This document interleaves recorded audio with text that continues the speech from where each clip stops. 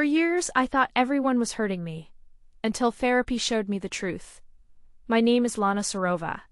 If you've ever been betrayed, then maybe you'll understand me. Or at least, I hope you will. Because for years I believed my life had been ruined by other people. My husband, my parents, my friends, even strangers. Somehow, everyone always found a way to hurt me. At least, that's what I believed. The receptionist smiled politely as she handed me a clipboard. Please fill out these forms before your appointment.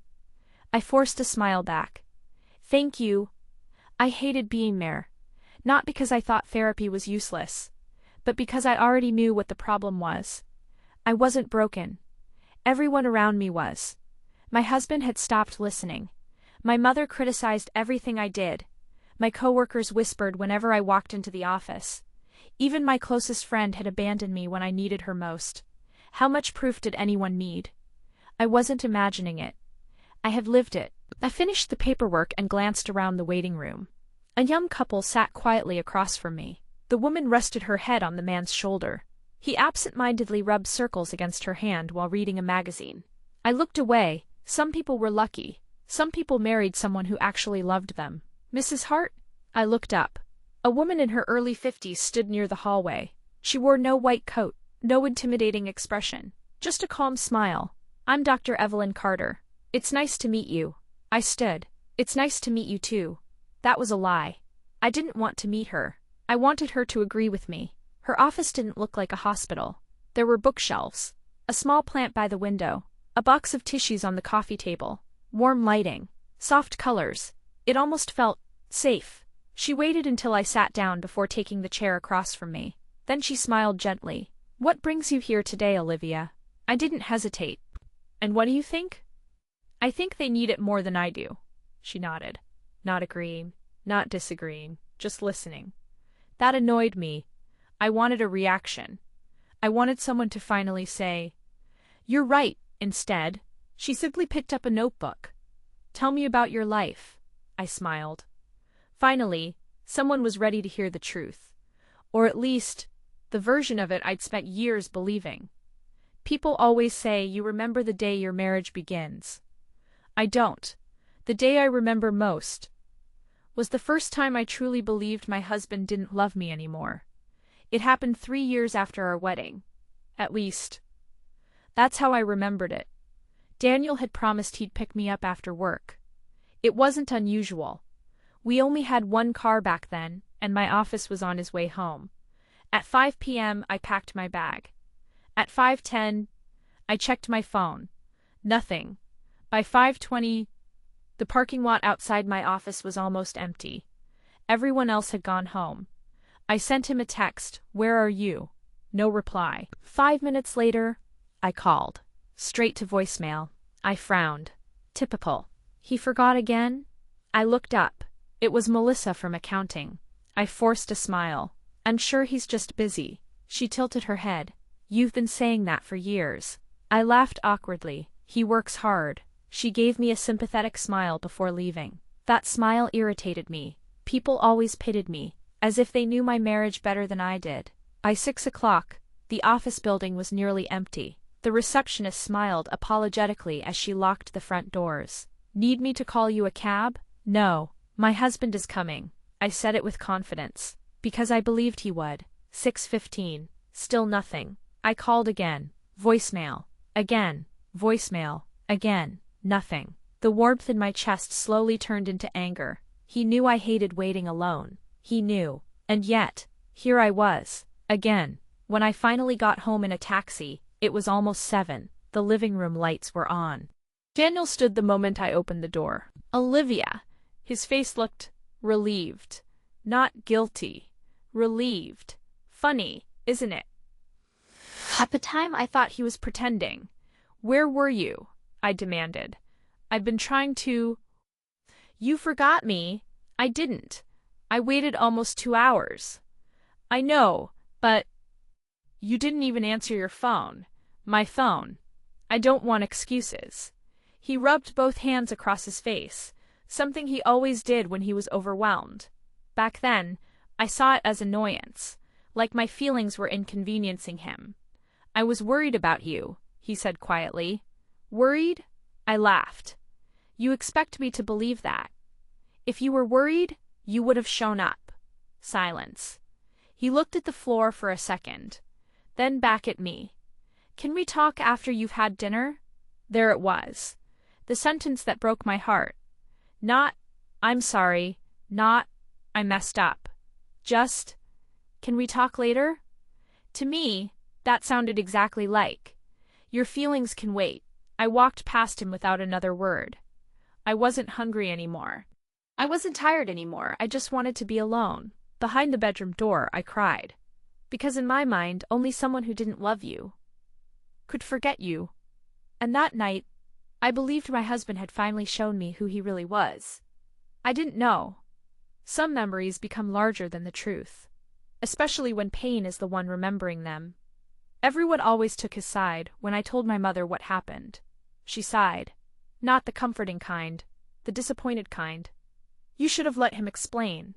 I stared at her. Explain what? That he forgot me? She set her coffee cup down. Olivia. I'm just saying. No. I cut her off. You're doing it too. She frowned. Doing what? Taking his side. That was the problem with everyone. No one ever listened to me. Not really. The moment Daniel entered the conversation, people suddenly became reasonable, patient, understanding. But when it was me, I was too emotional. I didn't say he was right, my mother said gently. I only said you should hear him first. I waited almost 2 hours. I know. He ignored my calls. I know. And you still think I should hear him? She looked at me for a long moment, then quietly answered, I think marriages survive because people listen before they decide. I stood up immediately. I didn't come here for marriage advice. I came because I thought you'd understand. I left before she could stop me. The drive home felt endless. By the time I reached the apartment, Daniel was sitting alone in the kitchen. A plate of food waited on the table, still warm. He looked up the moment I walked in. I saved dinner for you. I'd already ate.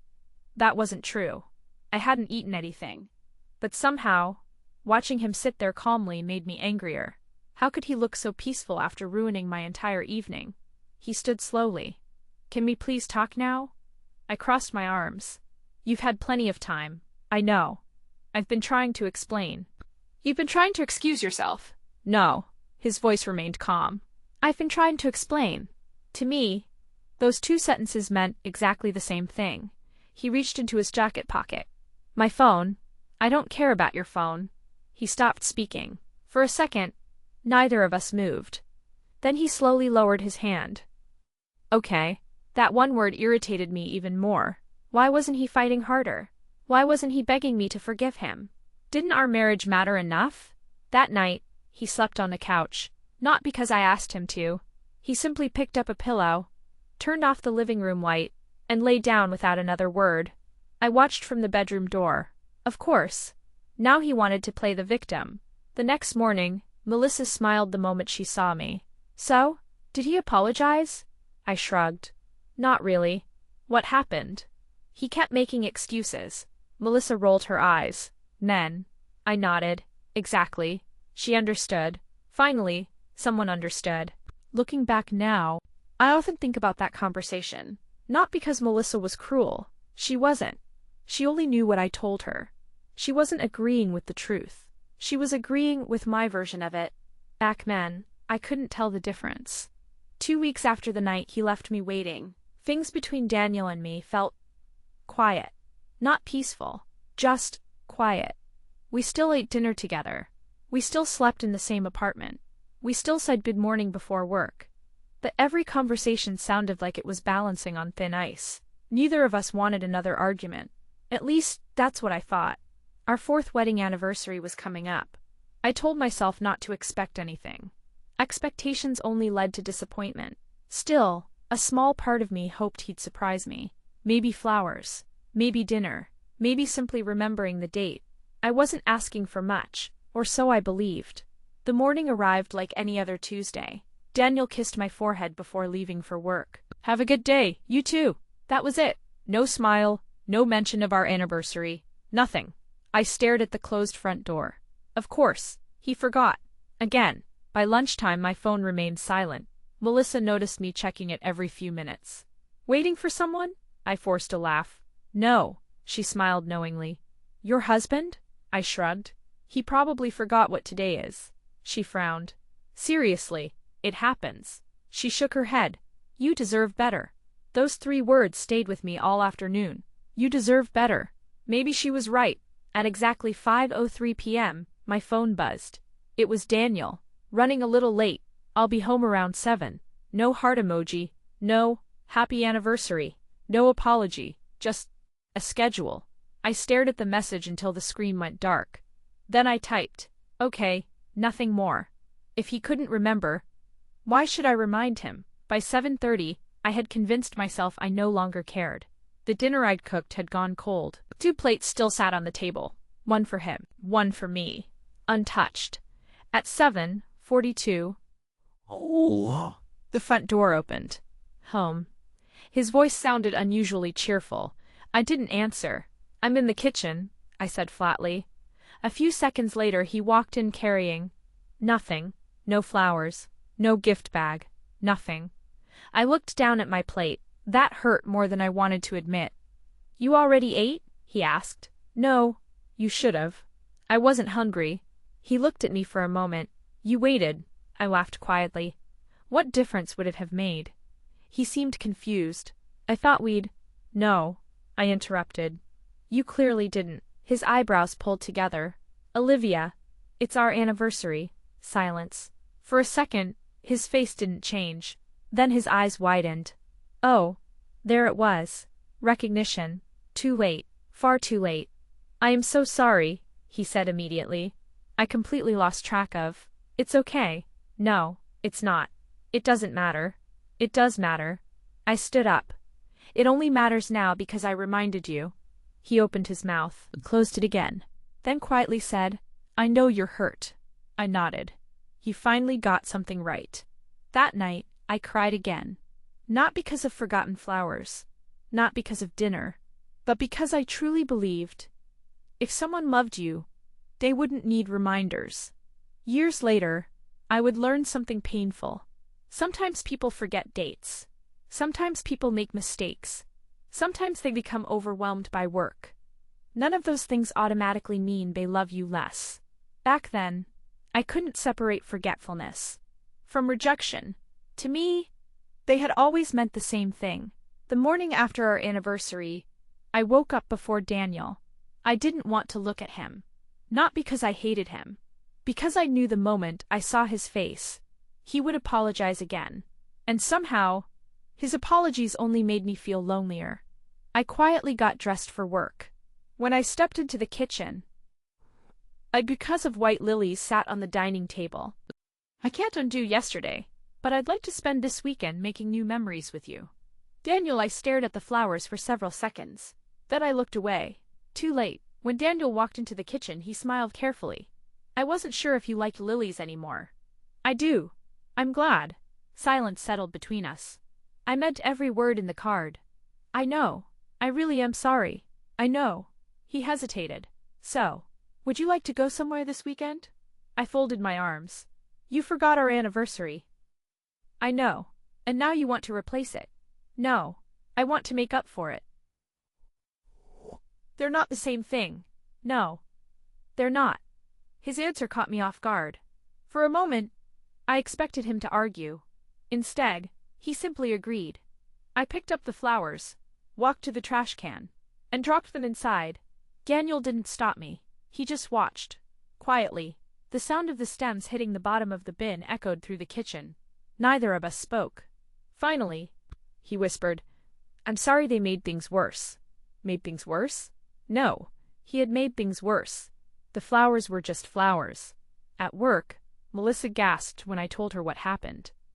You threw them away? I didn't want pity flowers? They were apology flowers. They're the same thing. Melissa nodded.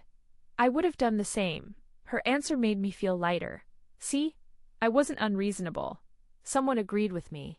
That afternoon, Daniel sent another message.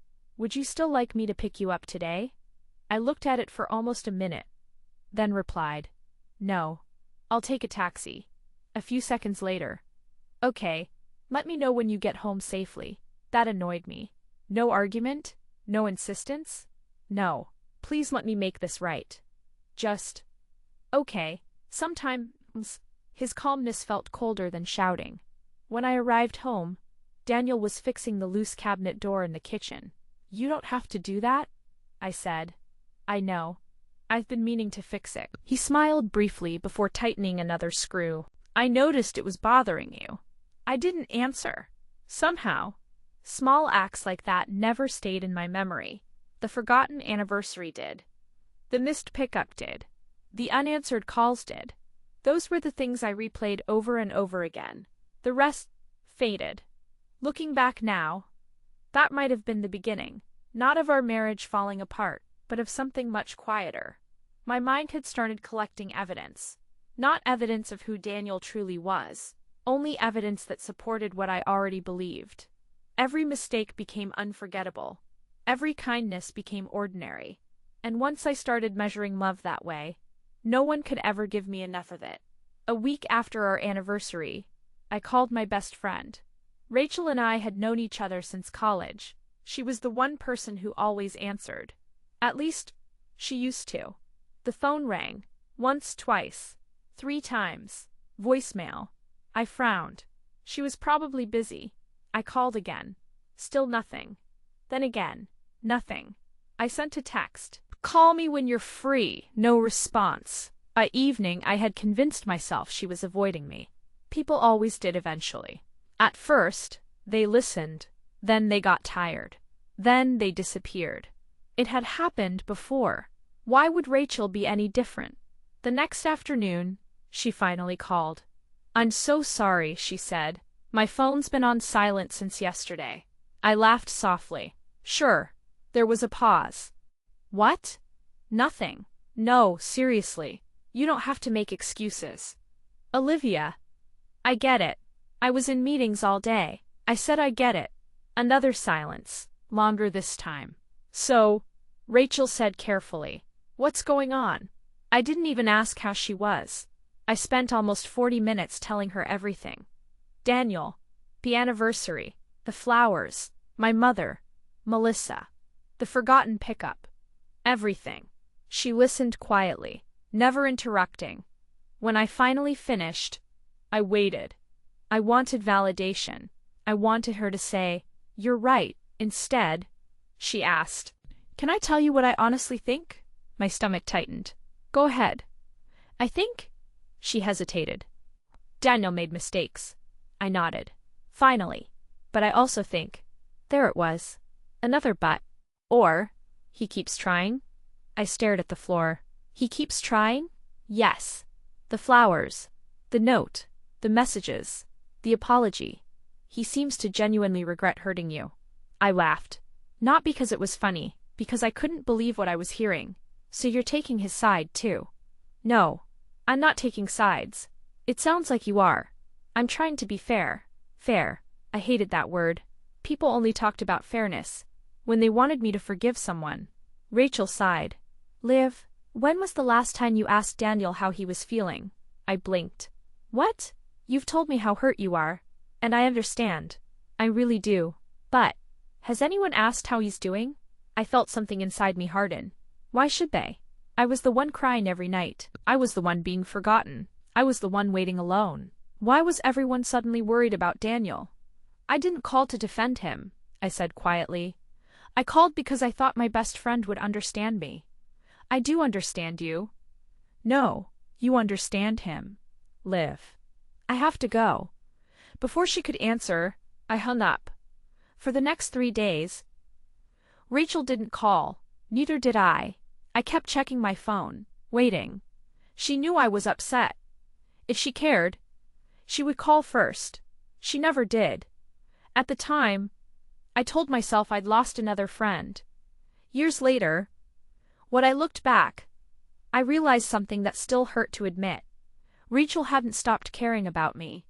She had simply stopped agreeing with me. Back then, I believed those were the same thing. A few days later, Daniel left his phone on the kitchen counter. He was in the shower. The screen lit up. A message from someone named Chris. "Don't forget tonight." That was all it said. No context, no explanation, just 4 words. I stared at the screen. Don't forget tonight. Tonight. Forget what? My stomach tightened. Daniel had never mentioned any plans. He told me he was working late. So why would someone remind him about tonight? I knew I shouldn't touch his phone. I also knew, if our marriage was built on honesty, I shouldn't have to wonder. The screen locked before I could read anything else. Maybe that was for the best. Or maybe it only gave my imagination more room to grow. The entire drive to work, I couldn't stop thinking about that message. Chris. I'd heard the name before. One of Daniel's coworkers. Single. Funny. The kind of person everyone liked. I wondered who else would be there. Or perhaps, who wouldn't. Around noon, I texted Daniel. Working late again. He replied almost immediately. Yeah, probably home around 9. No explanation. No details. Just another schedule. I looked at the message for several seconds. He could have told me why. He could have said, "We're celebrating Chris's promotion," or "The team's having dinner." Anything. Instead, he expected me to accept another late night without questions. Melissa glanced over my shoulder. Tough day? Daniel's working late? She shrugged. Month end? I guess. You don't sound convinced. I smiled faintly. I'm just tired. That part was true. I was tired. Tired of wondering. Tired of guessing. Tired of always feeling like the last person to know anything. By 8:30, I had already imagined 6 possibilities. Maybe he was lying. Maybe he didn't want to come home. Maybe he'd realized he was happier without me. Maybe. Each possibility hurt more than the last, and somehow, every one of them felt believable. Daniel came home at 9:17. He looked exhausted. His tie was loose. His sleeves rolled up.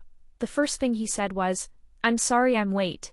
Not, "Hi." Not, "How was your day?" Just another apology. I folded my arms. I saw the message. Realization crossed his face. Oh, silence. There it was again. That tiny pause. I hated those pauses. They always felt like someone deciding which lie sounded most believable. It was just, there it is. What? The explanation. He exhaled quietly. Can I finish my sentence? I looked away. I already know enough. His shoulders dropped. For just a second, he looked defeated. Not angry, not defensive, just tired. Then he quietly said, "Okay." He walked past me, straight toward the bedroom. No argument, no raised voice, no attempt to convince me. Somehow, that hurt even more. That night, I lay awake staring at the ceiling. If he had nothing to hide, why didn't he fight harder?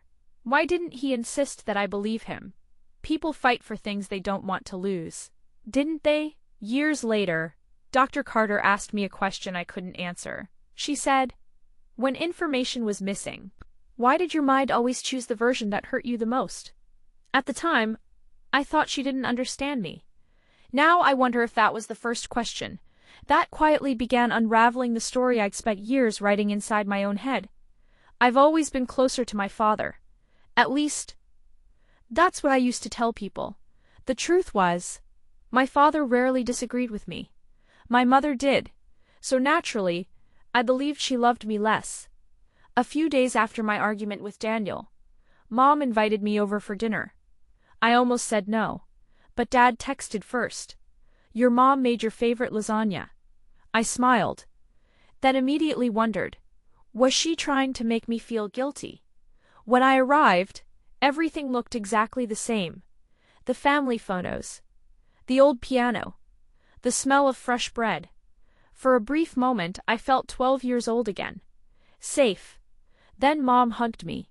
"You look tired." There it was. Not, "It's nice to see you." Not, "I've missed you." Just another observation. Another criticism disguised as concern. "I've been busy." She smiled gently. "I can tell."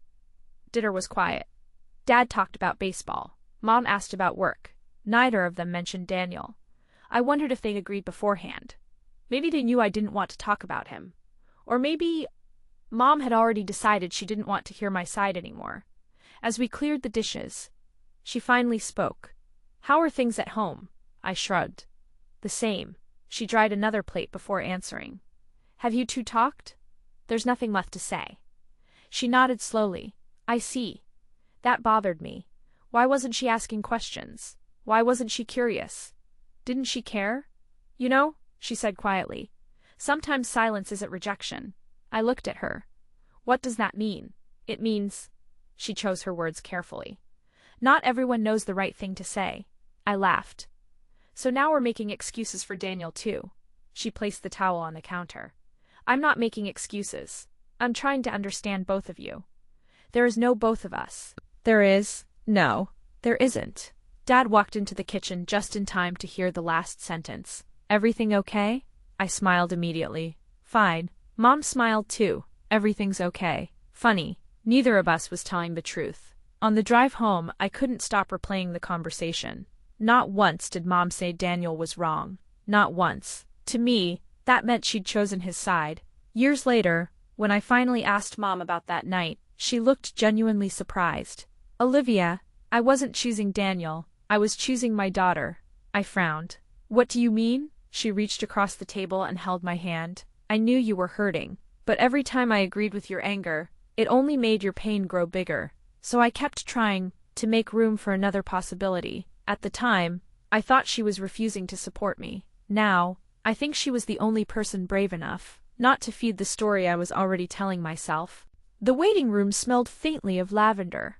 I hated lavender. It reminded me of hospitals, of bad news, of pretending everything would be okay. "Olivia?" A calm voice broke through my thoughts.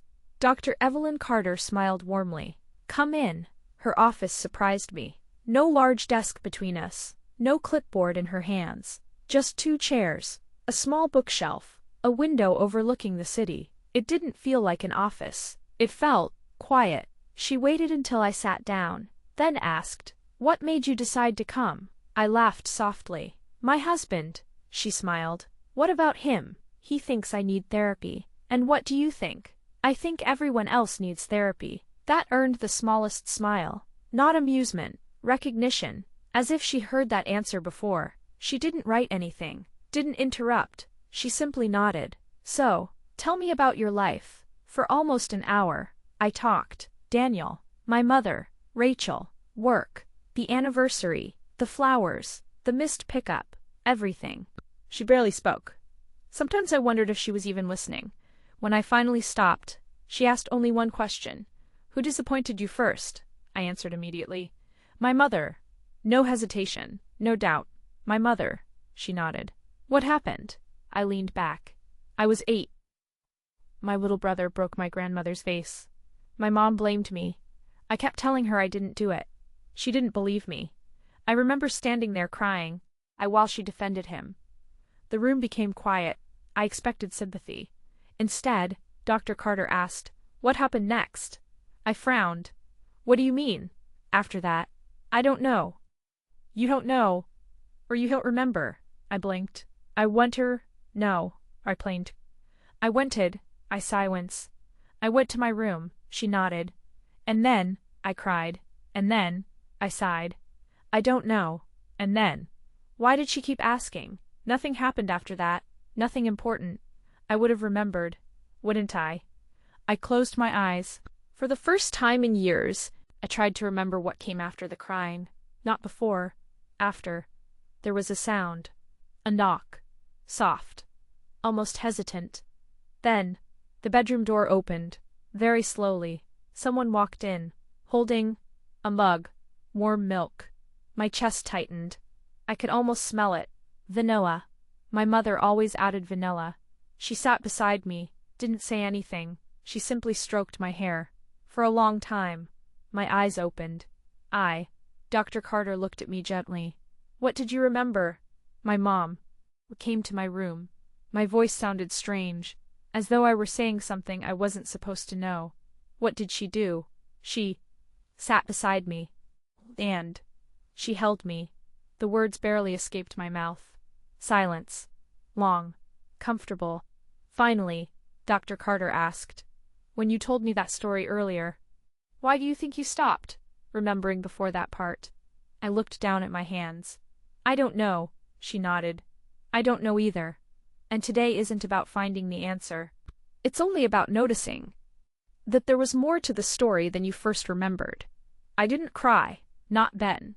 I simply sat there, trying to understand how I could remember something so clearly, and yet forget something that seemed just as important. As I stood to leave, Dr. Carter smiled. I'd like you to do something before our next session. What? When a painful memory comes to mind, don't ask yourself, what happened? You already know that. She paused, then continued softly. Ask yourself, what happened next? That question followed me all the way home, not because I had an answer, but because, for the first time, I wasn't completely sure my memories were finished where I thought they ended. What happened next? I spent the entire week thinking about one question. What happened next? It sounded simple, almost child. Yet every time I remembered something painful, my mind stopped at the exact same place. The hurt. Never after. Always the hurt. When I returned to Dr. Carter's office, she smiled. How was your week? I kept thinking. About. What happened next? She nodded. And? I don't like that question. Why not? Because it makes me doubt myself. She tilted her head slightly. Or, does it make you curious? I didn't answer. She opened her notebook. Last week we talked about your mother. This week, I'd like to ask about Daniel. I laughed quietly. Which disappointment? The first one that comes to mind. I didn't even have to think. The night he forgot to pick me up. I waited almost 2 hours. My phone died. I thought something terrible had happened. When I finally got home, he was just standing there, like nothing had happened. Dr. Carter nodded. That must have felt frightening. It did. I've never felt so unimportant. She let the silence settle. Then asked, what happened next? There it is again. She smiled gently. Yes, I sighed. I already told you. You told me what happened, I'm asking. After you got home. I closed my eyes. I yelled. He apologized. What did he say? I don't remember. You don't remember. Or you didn't let him finish. The question landed somewhere deep inside me. I frowned. There was shouting. Mine, not his. I remembered that much. I kept interrupting him. Dr. Carter remained silent. So, did he explain? I don't know. You don't know. Oh, you never heard it? I looked toward the window. Rain was falling outside. Tiny drops racing each other down the glass. Those weren't the same thing. Were they? I don't know. For the first time, those 3 words didn't feel like failure. They felt honest. Dr. Carter smiled. I like that answer. You do. Yes, because certainty is comfortable. But curiosity is where healing begins. I looked down at my hands. They're shaking. I noticed. I'm scared. What are you afraid of? I swallowed. What if? I've been angry at answers I never actually heard. Dr. Carter didn't respond immediately. Instead, she asked another question. If Daniel had finished explaining, would it have erased the fear you felt while waiting? No. The waiting still happened. The fear was real. She nodded. Exactly. Your pain was real. She leaned forward slightly. The question isn't whether you were hurt. The question is whether the story you built afterward was the only story possible. I stared at the floor. For years, I'd believed those were the same thing, pain and conclusion, as if one automatically proved the other. Before I left, Dr. Carter handed me a blank notebook. No homework? Oh, there is. She smiled. Every time you remember something painful, write it down. But don't stop there. She pointed to the bottom of the page. Leave half the page blank. I looked at her, confused. What for? So that, if you remember what happened next, there will be room for the rest of the story. As I walked out of her office, I realized something I had never considered before. Maybe my memories weren't lies. Maybe They were unfinished chapters. By the third session, I had stopped expecting answers. Dr. Carter never gave them anyway. She only asked questions that stayed with me long after I left her office. That afternoon, she looked through her notes. "You've mentioned Rachel several times." I smiled sadly. "My best friend. You said she abandoned you." "I believe she did." "What happened?" I didn't hesitate. "I needed her. And she stopped calling." Dr. Carter nodded. "When was this?" "About 2 years ago." "What was happening in your life?" "I was fighting with Daniel. I felt alone." "So you called Rachel?" "Yes. And?" "She didn't answer." I crossed my arms. "I called 3 times. Nothing. I texted. Nothing. She finally called the next day, but by then, I already knew." "Knew what?" "That I wasn't important." Silence. "Then, what happened next?" I couldn't help smiling. "You're really not going to stop asking that, are you?" She smiled back. "Probably not." I leaned back. "She apologized." "What did she say?" "Said that her phone had been on silent." "What did you think?" "I thought she was lying." "What made you think that?" I shrugged. It sounded like an excuse. Dr. Carter tilted her head. "What evidence did you have that she was lying?" I opened my mouth, then closed it again.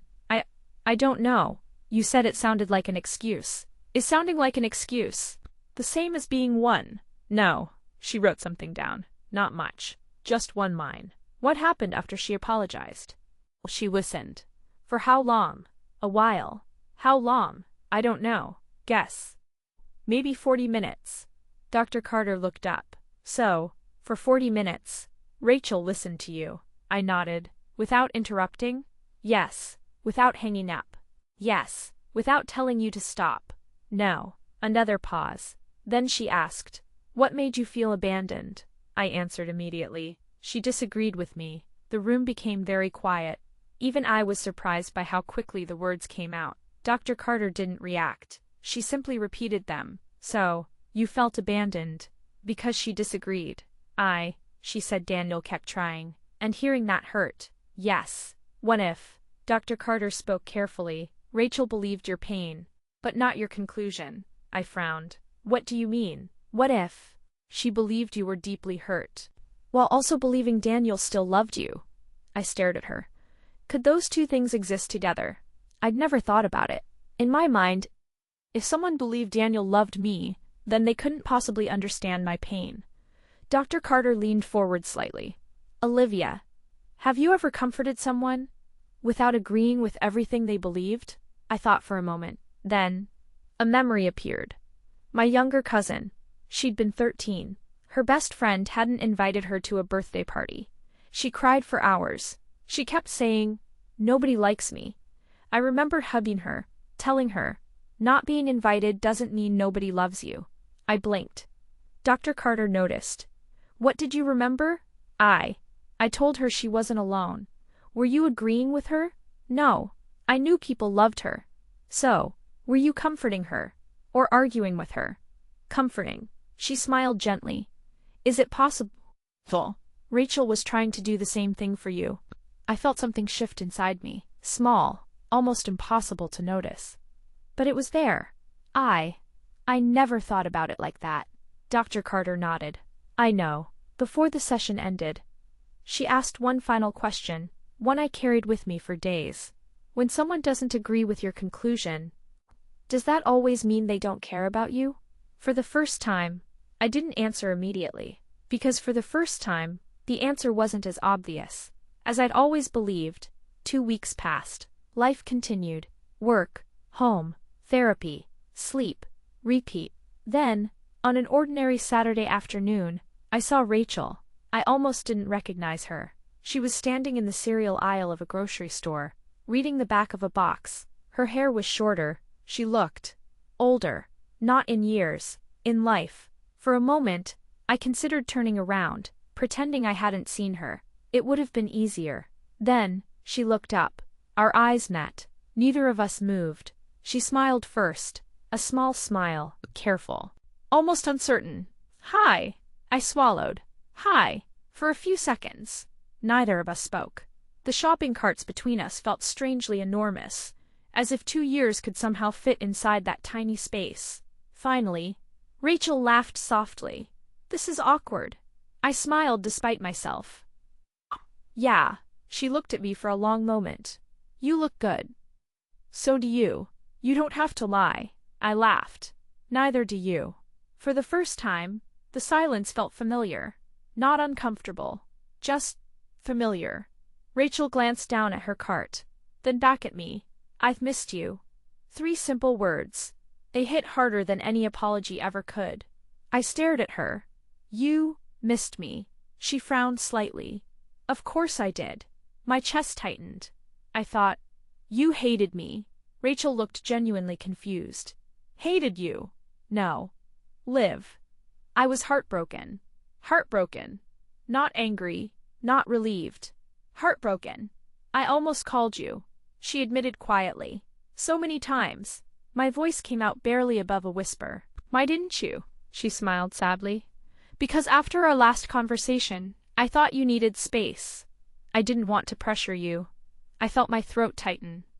I thought, you didn't want me anymore. Rachel's eyes widened. You really believed that? I nodded. She looked down for a moment, then laughed softly. Not because anything was funny, because life sometimes is. Every birthday, she said, I wrote you a message. I blinked. What? I typed, Happy birthday, Liv. I hope you're okay. I miss you. Then, I delete it.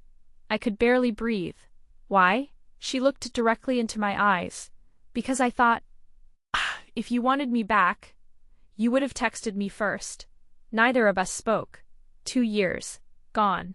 Not because we stopped caring, because we both waited. I felt tears filling my eyes. And sorry, Rachel shook her head. So am I. For the first time in years, there was no debate. No one trying to prove they were right. Just 2 people mourning time they could never get back. We stood there talking for almost an hour. About work, life, family. Nothing extraordinary. Everything ordinary. And somehow, that was enough. Before we left, Rachel hugged me. The same way she always used to.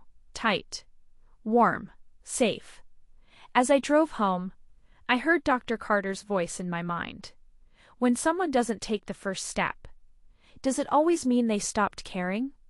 For the first time, my answer came without hesitation. No, sometimes, it simply means they're waiting for exactly the same thing you are. That evening, I opened the notebook Dr. Carter had given me. I found the page titled, Rachel Left Me. For a long time, I stared at those words. And, for the first time, I didn't cross them out, because they weren't completely false. That's how it had felt, and feelings deserve honesty. Instead, I picked up my pen, and underneath, I wrote another sentence. Rachel didn't leave me. We were both standing on opposite sides of the same bridge, waiting for the other person to cross first. I closed the notebook, not because the story was finished, but because for the first time, the page no longer ended with pain. It ended with understanding. For years I believed that night had changed our marriage. Now I realized it wasn't the night, it was the conversation. That never happened. Daniel was washing the dishes when I came home. Just like always. The television was on. Neither of us was watching it. He looked over his shoulder. Hey, how was therapy? I stood there for a moment, then quietly asked, Can we talk? He turned off the faucet, dried his hands, pulled out the chair across from mine. There was something strangely familiar about it, as if we'd sat at the same table 100 times, yet never truly spoken. I took a deep breath. Can you tell me what happened that night? He looked at me for a long time. Not surprised, not angry, just careful. Do you really want to hear it this time? My eyes filled with tears. Yes, I won't interrupt. He nodded once. Okay. I left work early. I was actually excited. I knew you'd had a hard week. I wanted us to grab dinner before going home. I listened, without speaking, About 15 minutes after I left, Chris called. His wife had gone into labor. He was panicking. He couldn't drive. The ambulance was taking too long. I was the closest person. Daniel looked down at his hands. I kept thinking, I'll help for 10 minutes. But nothing went the way I expected. The hospital was crowded. There was paperwork. His wife was terrified. Chris asked me not to leave until her parents arrived. He smiled sadly. I kept looking at the clock. I tried calling you. My phone died. I borrowed a nurse's phone. It went straight to voicemail. I borrowed another one. Still nothing. My tears began falling. I remembered. My phone had died that evening. I've forgotten that part. Daniel continued softly. I drove home as fast as I could. I spent the whole drive thinking about what I was going to say. He looked at me. When you walked through the door, I was relieved. So relieved. I started explaining, but he smiled sadly. You were hurting, and every sentence I started ended before I could finish. I covered my mouth, because suddenly I could hear it. Not his voice. Mine. Don't make excuses. Stop lying. I already know. Just admit you forgot. Sentence after sentence. I had remembered saying those words. I had never remembered how many times he'd quietly tried again. I'm so sorry. The words escaped before I could stop them. Daniel shook his head gently. You don't have to apologize for being scared. I looked up. What? You thought something terrible had happened. You waited alone. I know how frightening that must have been. I stared at him. Even now. He was talking about my fear, not his. My voice broke. I wasn't angry because you were late. He waited. I was angry because I thought being late meant I wasn't important. The room became silent. Daniel reached across the table. Not to stop my tears. Not to fix me. Just to hold my hand. Liv, he whispered. I never knew. That was the story you were telling yourself. I cried harder. Not because he proved me wrong, but because for years I'd carried that story alone. And never once had I told him what it actually said. I should have listened. I whispered, I never let you finish. He smiled sadly. And I should have realized. You weren't asking for an explanation. You were asking for reassurance. You weren't asking for an explanation. You were asking for reassurance. I looked at him. What do you mean? You kept asking. Why didn't you come? But I don't think that was really your question. He squeezed my hand gently. I think what you wanted to know was, did I still matter to you? I closed my eyes. He was right. That had always been the question. Not just that night. Always. I mattered. I whispered. Daniel laughed softly through his tears. Liv, there has never been a day when you didn't. For a long time, neither of us spoke. We simply sat there, holding hands, letting years of unfinished conversations finally reach their ending. After a while, Daniel smiled. A real smile. Small, warm. Can I finish now? I laughed through my tears. The kind of laugh that comes after carrying something heavy for far too long. Yes, I smiled. I'll listen this time. The notebook sat on my lap. I'd been staring at it for almost an hour. Dr. Carter had given it to me weeks ago. At first, it felt pointless. Now, it felt different. I slowly opened the first page. Written in bold letters. Daniel forgot me. I smiled sadly. No, that wasn't the whole story. I picked up my pen. Daniel was late. I was terrified. I believed being late meant I didn't matter. I never let him finish explaining. Years later, I finally listened. I turned the page. My mother chose my brother. I stared at the sentence for a long time, then added another. My mother made a mistake. Then she came to my room with warm milk. I remembered the anger. I forgot the comfort. Another page. Rachel abandoned me. I smiled, then continued writing. Rachel missed me too. We were both waiting. Neither of us knew the other one was afraid. Page after page, story after story. None of them disappeared. None of them became lies. They simply became complete. A week later, I returned to Dr. Carter's office one last time. She noticed the notebook immediately. "You wrote." "I finished," she smiled. "Did you?" I handed it to her. She didn't open it. Instead, she asked, "What changed?" I thought about the question for a long time, then finally answered. "I used to think memories were photographs. They weren't. They weren't. Stories." She nodded. "Go on." "I always believed the worst part was the ending. But now I think I was the one deciding where the ending was." She smiled. "What do you mean?" "I kept ending every memory at the moment I got hurt." My eyes filled with tears again. "I never stayed long enough to see what happened after."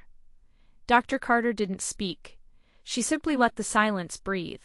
Finally, she asked, "What will you do now?" I looked out the window.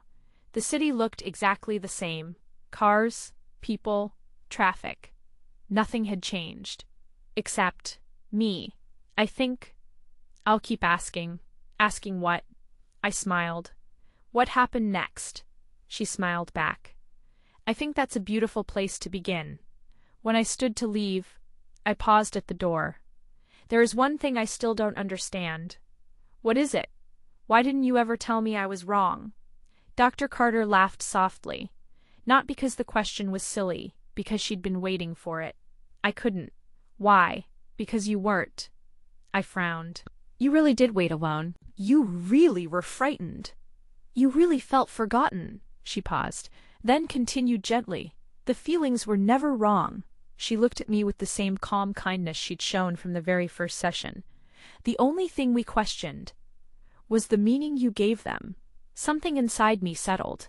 Not all at once, not dramatically. Quietly, like snow covering a noisy street. As I walked to my car, I realized something. For years, I thought healing meant remembering differently. It didn't. Healing meant remembering. Completely. Today, if you're listening this, you already know my story. Or at least, the version I believed for many years. Dr. Carter never asked me to write a book. She only asked me to finish my memories. At first, I thought they were already complete. I was wrong. Not because the painful parts didn't happen. They did. Every one of them. I cried. I waited. I felt forgotten. I felt abandoned. Those feelings were real. What changed was what I believed those moments meant. Today, Daniel still forgets things sometimes. He still leaves cabinet doors half open. He still falls asleep on the couch during movies. And sometimes, I still assume the worst. The difference is, now I catch myself. Sometimes I even laugh. Then I ask, "So, what happened next?" Rachel is still my best friend. My mother still worries too much. My father still tells terrible jokes. Life didn't become perfect. It became human. If there's one thing I hope you take from my story, it's this: the people we love will disappoint us. We will disappoint them too. That is part of loving another imperfect human being. But before you decide what their mistake means, before you let one painful moment become the title of an entire chapter, stay a little longer. Ask one more question. Listen to one more answer. Read one more page. Because sometimes, the ending that saves your heart is waiting in the part of the story you never let yourself hear.